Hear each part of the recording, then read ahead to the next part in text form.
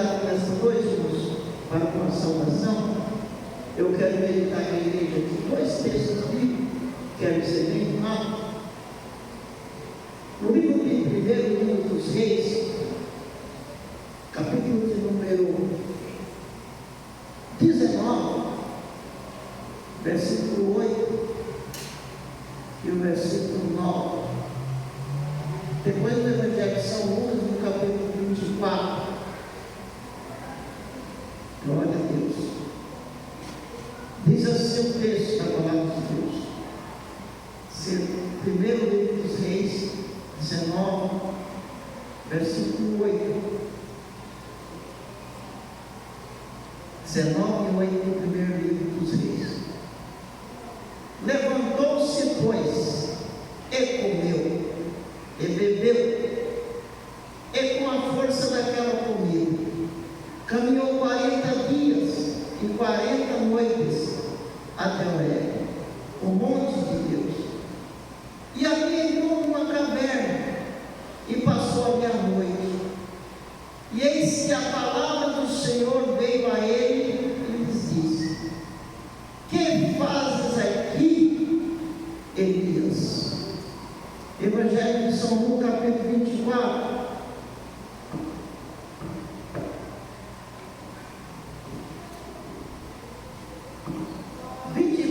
Evangelho de São Lucas, versículo 13. E eis que no mesmo dia ia 2 deles para uma aldeia que distava de Jerusalém 60 estados, cujo nome era Emaús. E iam falando entre si de tudo aquilo que havia sucedido. E aconteceu que indo eles falando entre si e fazendo pergunta um ao outro, o mesmo Jesus se aproximou e ia com eles. Mas os olhos deles estavam como fechados, para que não conhecessem. E ele lhes disse: que palavras são essas que caminhando trocai entre vós? E por que estáis tristes? Graças a Deus. Meus irmãos, são 2 textos da palavra de Deus que nós lemos, que falam, meus irmãos, a respeito de frustração. Eu vi o pastor pregando lá no Belém, a madrugada aí tem muita oportunidade, e vi todinho o ensinamento do nosso pastor ensinando lá no Belém. E ali ele falava muito do propósito e do chamado, né? E muitas vezes aquelas pessoas que estão acomodadas, né? Mas pior do que a acomodação, meus irmãos, na vida do crente, é a frustração. Não existe coisa mais difícil na vida de um crente para ele ser frustrado. E aqui nós vimos aqui, nesse primeiro texto que nós lemos aqui, o profeta Elias. Quem foi o profeta Elias? Elias foi um grande profeta de Deus. Elias, o centro de Elias na Bíblia, se você for examinar, são os poucos profetas que realizou aquele centro de Elias.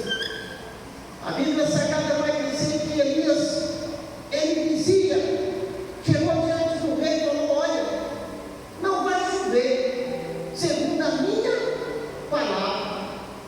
E aí Deus honrou a palavra de Elias, e não choveu sobre a face da terra. Depois nós vemos Elias voltando lá e falando assim: agora vai chover, segundo a minha palavra, e houve chuva na face da terra. Então Elias, os irmãos, tinha afinidade com Deus. Elias, ele tinha uma certa crédito com Deus. Quando ele falava, segundo a sua palavra, se cumpria. Mas também, para que isso acontecesse na vida de Elias, eu observei algumas coisas. Ele não questionava o que Deus falava. Olha, Elias, vai para ali, ele ia. Vai para ali, ele vai. Então, quando nós estamos nessa situação, meus irmãos, as bênçãos de Deus é a nossa vida. E agora Elias, meus irmãos, esse homem que uma vez ele estava lá no monte e subiu alguns soldados para prender. Ele disse: olha, 10 homens Ele disse: os homens de Deus descem fogo do céu e consumem. 50 soldados morreu ali. Depois mais 50 morreu ali. Agora esse Elias, meus irmãos, que chegou na presença do rei, que aparecia na presença do rei, falava a palavra de Deus tete a tete com o rei. Agora esse Elias, meus irmãos, ele se encontra nessa dificuldade. Se observarmos aqui, meus irmãos, essa palavra diz que Elias, a palavra de Deus veio a ele, levantou-se, comeu, e com a força daquela comida ele caminhou 40 dias e 40 noites. Mas disse que ele entrou numa caverna.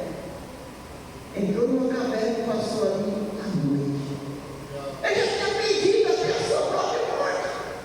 Elias, que fez todos esses feitos na presença de Deus, agora ele se encontrava frustrado. Eu não sei qual é o seu problema que você está aqui nessa noite. Eu não sei qual é a sua frustração, a sua expectativa que você tinha no chamado ou no seu ministério. Que muitos nessa época, meus irmãos, têm a se frustrar. Porque a época é difícil, né? Na casa do Senhor, muitos obreiros que fazem trabalho e chega na hora da consagração, eles serão logo da sua frente, fica meio frustrado mesmo. Mas a palavra de Deus, para mim e para você, é essa: seja fiel. É no tempo de Deus, é na hora de Deus, que a bênção de Deus vai chegar em sua vida. Glória a Jesus. E ele pensa agora, já tinha pedido a morte, né? Eu não sou melhor que meus pais e que os outros profetas, tira a minha vida. Mas se eu disser que se ele queria morrer também, ele não tinha fugido da presença da rainha que ia matar, né? Mas tudo isso acontece, vem à mente da pessoa essas perturbações, essas dificuldades, quando estamos frustrados. Mas Jesus é especialista em curar a frustração. Glória a Deus, aleluia. Agora Elias está ali, e vem a palavra de Deus: que fazes aqui, Elias?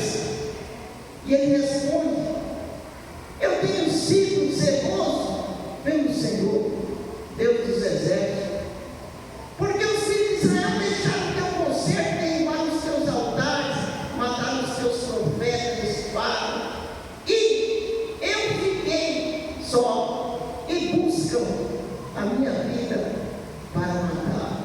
Olha a dificuldade, irmãos, a frustração de Elias.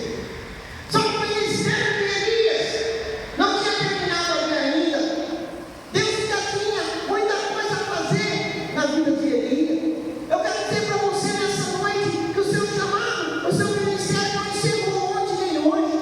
Deus tem coisas grandes para você. Deus tem coisas maravilhosas para você. Escolha, levanta-se, saia dessa caverna, que Deus tem coisas grandes. Aleluia. E aqui os irmãos disse agora, depois de tudo isso, né? A palavra de Deus veio a Elias. Elias agora se levanta. E aqui no capítulo 19, versículo 15, olha o que diz: o Senhor lhes disse: vai, volta pelo caminho do deserto da Síria.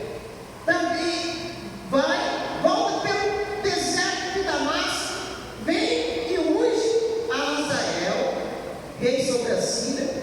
Também Jeú, filho de Nini, ungirá rei de Israel. Também Eliseu, filho de Safate, que Abel no teu lado, ungirá sua fé em teu lugar. Então Elias tinha tudo isso aqui para realizar ainda.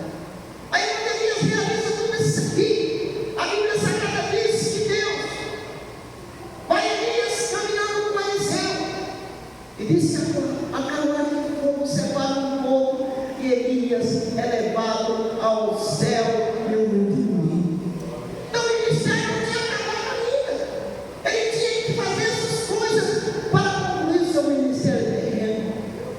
Glória a Jesus. Mas a frustração levou ele a essa decadência, a esse momento de tristeza.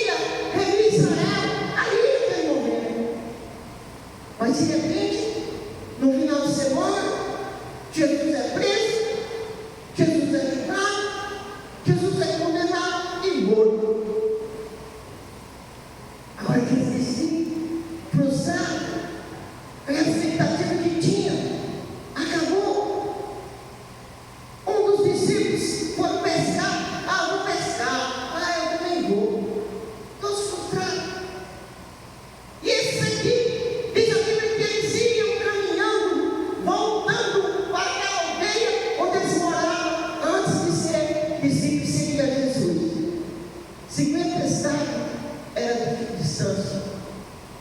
E aí eles vão a caminho e conversando entre si.